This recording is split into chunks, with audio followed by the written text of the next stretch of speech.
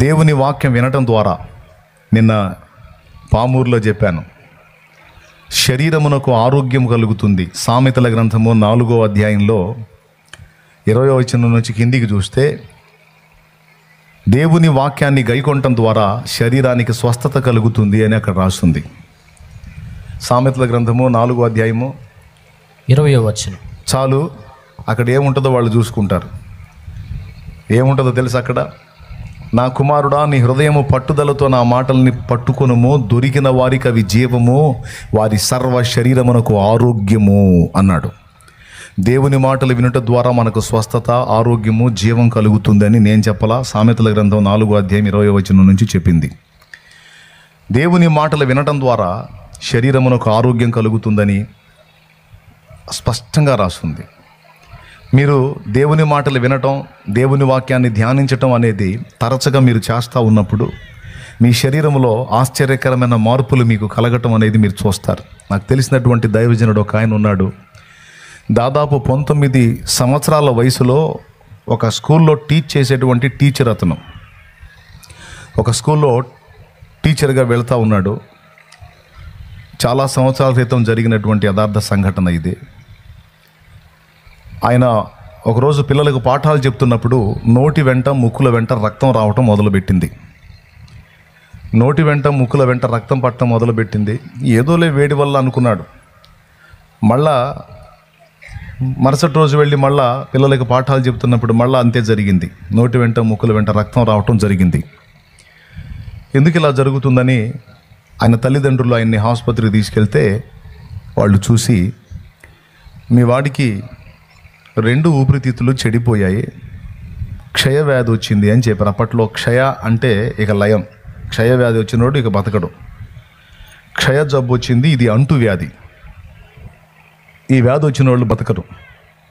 రెండవది, ఈ వ్యాధి వచ్చిన వాళ్ళ దగ్గర ఎవరైనా కుటుంబ సభ్యులు కానీ ఎవరైనా ఉన్నట్టయితే వాళ్ళు కూడా ఈ క్రిములు శ్వాస ద్వారా ప్రవేశించి వాళ్ళ ఊపిరితిత్తులు కూడా దెబ్బతినే అవకాశం ఉంది అని ఆ డాక్టర్లు చెప్పారు.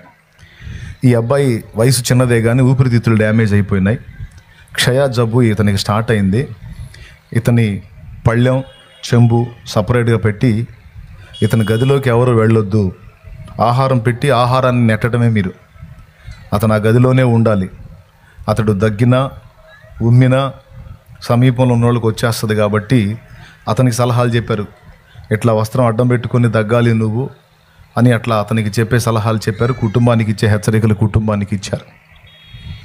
2 ఊపిరితిత్తులు చెడిపోయినాయి. వాళ్ళు గౌతమ బుద్ధుడిని ఆరాధించేటువంటి కుటుంబం, బుద్ధిస్టులు అన్నమాట. బుద్ధిజం వాళ్ళు స్వీకరించినటువంటి వాళ్ళు. ఇక డాక్టర్లు ఆశ లేదని చెప్పారు. దానికి మందు కూడా లేదు. ఆ రోజుల్లో మందు లేదు. ఇప్పుడు క్యాన్సర్ కూడా మందులు వచ్చినాయి. క్యాన్సర్ కూడా ఈరోజు ట్రీట్మెంట్స్ వచ్చినాయి. కీమోథెరపీ అని, రేడియేషన్ థెరపీ అని కొన్ని థెరపీలు వచ్చినాయి. క్యాన్సర్ కూడా ఈరోజు పరిష్కారం ఉంది దేవుని కృపలో. ఆనాడు క్షయ వస్తే, టీబీ వస్తే మందు లేదు. అలాంటి పరిస్థితుల్లో ఆయన చావుని సమీపిస్తూ ఉన్నాడు. రోజులు లెక్కేసుకుంటున్నాడు. వాళ్ళు చెప్పారు, ఇన్ని రోజుల్లో చచ్చిపోతాడు ఇతను అని. చిన్న వయసు 19 ఏళ్ళు అంటే ఏముంది, ఏమనుభవించాడు జీవితాన్ని. అదే నాకేంది ఇంత చిన్న ప్రాయంలో చావు సమీపించింది, దేవుడా నా గతి ఎందుకు ఇట్లాగ అయిపోయిందని ఇక తను తెలుసుకున్నది బుద్ధుడిని కాబట్టి బుద్ధుడిని స్మరించుకుంటూ అట్లా ఉన్నాడు. కానీ అతనికి ఏ విధమైన స్వస్థత స్వాంతన కలగల. ఇతనికి ఇలా జబ్బు చేసిందన్న సంగతి ఇరుగు పొరుగులో తెలిసిద్దిగా. చక్కగా రోడ్డు మీద తిరిగి అన్ని పనులు చేసుకునే కుర్రాడు ఇంట్లోంచి బయటికి రాకుండా మరి చిక్కి శల్యం అయిపోయి బక్కగా అయిపోయి దగ్గుతూ దారుణంగా ఉంటే మరి ఎవరికైనా అనిపిస్తుంది కదా. తెలిసింది ఇక్కడ అక్కడ ఆ ఇంటికి తెలిసి యేసు ప్రభువుని నమ్ముకున్న ఒక పాపకు తెలిసింది. ఆ అమ్మాయి వయసు ఇంచుమించు ఒక 12 ఏళ్ళు ఉంటాయి. 12 ఏళ్ల పాప. ఆ 12 ఏళ్ల వయసు ఉన్న పాపకి తెలిసి క్రొత్త నిబంధన పుస్తకం, బైబిల్ పుస్తకం, క్రొత్త నిబంధన పుస్తకం తీసుకెళ్ళింది ఆయన దగ్గరికి. రియల్గా జరిగిన సంఘటన. క్రొత్త నిబంధన పుస్తకం తీసుకెళ్ళి ఆయన ఉన్న గదిలోకి వెళ్ళటానికి వెళ్ళింది. ఈ అమ్మాయి ఆయన గదిలోకి రావటం చూసి ఆయన కంగారు పడ్డాడు. కంగారు పడి, ఏం పాప ఎందుకు వచ్చావని అడిగాడు. బహుశా నాకు తెలిసి ఆయన చదువు చెప్పినటువంటి విద్యార్థి అయి ఉండొచ్చు. ఆయన ఎరిగిన పాప, ఆయన బ్రతకాలనుకున్న పాప, బాగుపడాలనుకున్న పాప వచ్చినప్పుడు ఎందుకు వచ్చావు అంటే, నీకు ఇలాగ జబ్బు వచ్చిందన్న సంగతి తెలిసింది నాకు. ఈ పుస్తకంలో ఒక ఆయన గురించి రాసి ఉంటుంది. ఆయన గురించి నువ్వు తెలుసుకొని ఆయన కానీ నువ్వు ప్రార్థన చేస్తే, ఆయన మాటలు కానీ నువ్వు హృదయంలోకి తీసుకోగలిగితే, ఆయన నీ చెడిపోయిన అవయవాలను తిరిగి బాగు చేయడానికి సమర్థుడు. నా మాట విని, ఈ పుస్తకంలో ఆయన గురించి ఉంది, నువ్వు చదవమని ఆ పుస్తకం ఆయనకి ఇవ్వబోయింది. అతడు ఆ పుస్తకాన్ని విసిరికొట్టాడు. మేము బుద్ధిస్టులం, వేరే మత విశ్వాసాలు మేము నమ్మం. చూడండి, ఊపిరితిత్తులు చెడిపోయినా, చావు సమీపమైన, తన మతం విషయంలో తను ఉన్నటువంటి పట్టుదల అతను వదల్లా. పుస్తకాన్ని విసిరి కొట్టాడు, పాపను బయటికి వెళ్ళిపోమన్నాడు. కోప్పడ్డాడు. వెళ్ళు, నువ్వు ఉండకూడదు, వెళ్ళు అన్నాడు, గద్దించాడు. ఏడ్చుకుంటా వెళ్ళిపోయింది బైబిల్ పుస్తకం తీసుకొని. కొద్ది రోజుల తర్వాత మళ్ళీ వచ్చింది. ఆ మనసు ఆగట్లా. ఇతడేమో చికిత్సల్యమై చావుకు దగ్గర అవుతున్నాడు. ఆ మనసు ఆగట్లా, చచ్చిపోతాడేమో. మళ్ళీ పోయింది. మళ్ళీ పోతే ఆ గదిలోకి వెళ్ళిన తర్వాత ఈసారి కోపడలా. ఆయన కన్నీళ్లతో మాట్లాడాడు. ఎందుకే పిచ్చిదన్న, పద్దాకలు నా దగ్గరికి వస్తావు?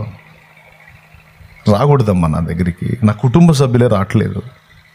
నా 2 ఊపిరితిత్తులు చెడిపోయినాయి. నా నోట్లోంచి రక్తం వస్తుంది, ముక్కుల్లోంచి రక్తం వస్తుంది. నా పరిస్థితి బాగలేదు. ఈ క్రిములు పక్కళ్ళు కూడా అంటుకుంటాయంట.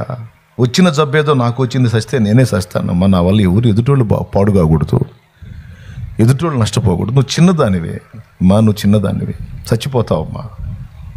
ఈ జబ్బు నీకు రాకూడదమ్మా, పోమ్మా అని ఏడ్చాడు.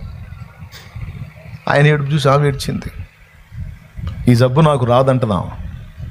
డాక్టర్ ఏమో చెప్పాడు, ఇంటోళ్ళే భయపడి పళ్ళెం చెంబు ఎడంగా పెట్టేశారు కదా. ఆ పాప అంటది, నా మాట విని ఈ బైబిల్ ఈ పుస్తకంలో ఉన్న ఆయన గురించి నువ్వు చదువు, నువ్వు తెలుసుకో, నీ నీ నీ శరీరంలో మార్పు కలిగిద్ది, స్వస్థత కలిగిద్ది అని మళ్ళీ కన్నీళ్లతో చెప్పింది. ఈ చిన్నది వదిలేటట్లేదు నన్ను. సరే, ఆ పుస్తకం తీసుకుంటే నన్ను పోయిద్దేమో అని నిర్ణయించుకొని ఆ పుస్తకాన్ని తీసుకున్నాడు. సరే చదువుతాను, ఇంకెళ్ళు, నువ్వు వెళ్ళిపో, అమ్మ ఉండకూడదు, వెళ్ళిపో అని పంపించాడు. ఆ పుస్తకం తీసుకొని చదవటం మొదలుపెట్టాడు. మత్తయి సువార్త 1వ అధ్యాయం 1వ వచనం నుంచి ఉంటుంది. అబ్రహాము కుమారుడగు దావీదు కుమారుడైన యేసుక్రీస్తు వంశావళి అని ఉంటుంది. అబ్రహాము ఇస్సాకును కనెను, ఇస్సాకు యాకోబును కనెను, యాకోబు యోదాను అతని అన్నదమ్ములను కనెను వరుసగా రాసి ఉంటుంది. ఆయన ఫస్ట్ టైం చదవటం కదా. ఎక్కడైనా ఆడోళ్ళు పిల్లల్ని గంటం చూసాం, కానీ ఇదేందిరా, అబ్రహాము ఇస్సాకును కన్నాడు, ఇస్సాకు యాకోబును మగోళ్ళు కన్నట్టుంది, ఇదేదో తిరకాసు పుస్తకం లాగుంది, నాకు వద్దని పక్కన పెట్టాడు.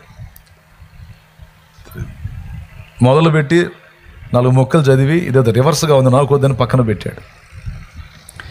మళ్ళా కొద్ది రోజులకు ఆ పిల్ల వెళ్ళింది. వెళ్తే, నువ్వు ఆ పుస్తకం ఇచ్చావు, అది ఏం పుస్తకం, అది అన్ని పేర్లతో ఉంది, టెలిఫోన్ డిక్షనరీ లాగుంది అది అంటే, కాదని ఎక్కడి నుంచి చదవాలో, యేసుక్రీస్తు జనన విధం ఎట్లనగా అన్న మాట దగ్గర నుంచి చూపించింది, ఎక్కడి నుంచి చదువని. ఇక అక్కడి నుంచి చదవటం మొదలుపెట్టాడు. ప్రియులారా, మత్తయి సువార్త దగ్గర నుంచి మొదలుపెట్టి ఇక వాళ్ళు పెట్టినంత ఆహారం తినటం, తలుపేసుకోవటం, ఆ పుస్తకం చదువుతా దేవుని వాక్యం చదువుతా ఉన్నాడు. చదువుతూ ఉండే కొద్ది ఇంట్రెస్ట్ అనిపించింది. యేసు ప్రభు మాటలు కానీ, ఆయన చేసిన కార్యాలు కానీ, ఆయన తాకినప్పుడు కలిగిన స్వస్థత కార్యాలు కానీ, ఆయన మాటల్లో ఉన్న జీవం కానీ, ఆయన ప్రవర్తనలో ఉన్న విధానం కానీ అంతా ఆయన ఆకర్షించింది. చదువుతా అదంతా కంప్లీట్ చేశాడు. మళ్ళా చదవటం మొదలుపెట్టాడు. తనకు తెలియకుండానే తన 2 ఊపిరితిత్తులు బాగవటం మొదలుపెట్టినాయి.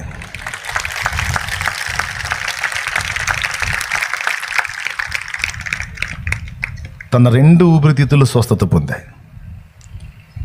ఎలాగ పొందాయంటే, దేవుడు స్వస్థత కార్యం జరిగించిన తర్వాత మళ్ళా చెక్ చేపిస్తే 2 ఊపిరితిత్తుల్లో ఇంత డ్యామేజ్ కూడా లేదు, పూర్తి స్వస్థత వచ్చేసింది.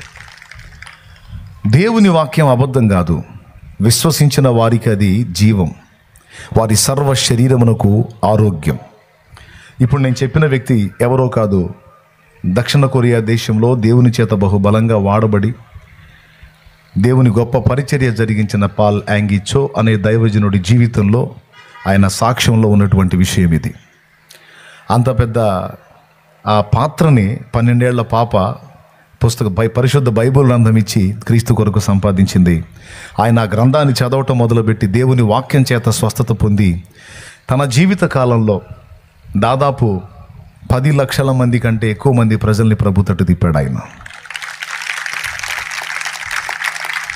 దేవునికి మహిమ కలుగును గాక. దేవుని కృపను బట్టి ఒక దశలో నేను కూడా ఆయన్ని చూడటం జరిగింది. చూశాను, నా కళ్ళతో నేను ఆ దైవజనుడిని కూడా ముఖాముఖి చూశాను.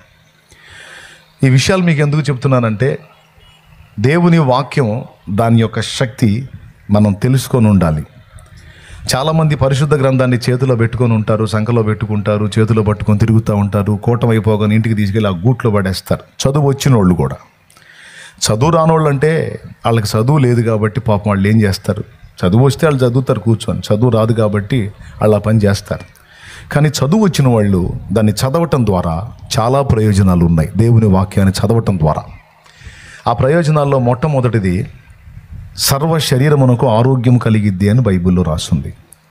రెండవది కీర్తనల గ్రంథము 1వ కీర్తన 1వ వచనం నుంచి మనం చూడగలిగితే అందులో స్పష్టంగా చెప్పాడు, దుష్టుల ఆలోచన చొప్పున నడవక, పాపుల మార్గమున నిలవక, అపహాసకులు కూర్చుండు చోటును కూర్చుండగా యెహోవా ధర్మశాస్త్రమునందు ఆనందించుచు దీవారాత్రము దాన్ని ధ్యానించువాడు ధన్యుడు. అతడు నీటి కాలువల యోరను నాటబడినదై తన కాలమందు ఆకు వాడక ఫలమిచ్చు చెట్టు వలె పచ్చగా ఉంటాడు. అంతేకాదు అతడు చేయునదంతయు సఫలమగును అన్నాడు. ఆ మాట అండర్లైన్ చేయాల. అతడు చేయునదంతా సఫలం, ఆమె చేయునదంతా సఫలం. దేవుని వాక్యాన్ని ప్రేమించి ఎవరైతే ధ్యానిస్తారో, అందులోని సంగతులు గైకొంటారో, వాళ్ళు చేసేదంతా కూడా సక్సెస్ అవుతుంది అని రాసుంది అందులో. మొదటిది స్వస్థత, రెండవది సక్సెస్, మూడవది తెలివి లేని వారికి అవి తెలివి పుట్టించును అని రాస్తుంది. నాకు సమాజంలో ఎలా బతకాలో చేత కావట్లేదు, కుటుంబంలో ఎలా బతకాలో చేత కావట్లేదు, నాకు జ్ఞానం లేదు, నాకు తెలివి లేదు, ఎలా మాట్లాడాలో తెలియదు, ఎలా వ్యవహరించాలో తెలియదు, ఎక్కడ ఎలాంటి ఆలోచనలు చేయాలో నాకు తెలియదు అని ఎవరైనా ఫీల్ అవుతుంటే ఏం టెన్షన్ పడొద్దు. పరిశుద్ధ బైబిల్ గ్రంథం చదవండి. తెలివి లేని వారికి అవి తెలివి, జ్ఞానము లేని వారికి అవి జ్ఞానం పుట్టించే దేవుని మాటలు. దేవునికి స్తోత్రం కలుగును గాక. సో దేవుని వాక్యాన్ని మనం చదవటం ద్వారా, ధ్యానించటం ద్వారా చాలా ప్రయోజనాలు ఉన్నాయి. ఆ మాటల్ని మన హృదయంలోకి తీసుకోవటం ద్వారా మనకి ఏది ఇష్టమో దాన్ని నెరవేరుస్తానని సాక్షాత్తు యేసు ప్రభువే చెప్పాడు. యోహాను సువార్త 15వ అధ్యాయము. స్వస్థత, రెండవది success, right, very good, success. మూడవది ఆకు వాడక ఫలమిచ్చే చెట్టు వల్లే పచ్చగా సారం కలిగి ఉంటాం. అర్థమైందా?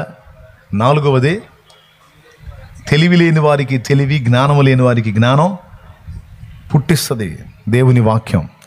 కాబట్టి దయచేసి ఇప్పుడే కాదు, ఇంటికి పోయినా కూడా, ఇప్పుడు మీకు ఈ కాసేపట్లో 2 సంగతులు చెప్పా. ప్రార్థన చేసేటప్పుడు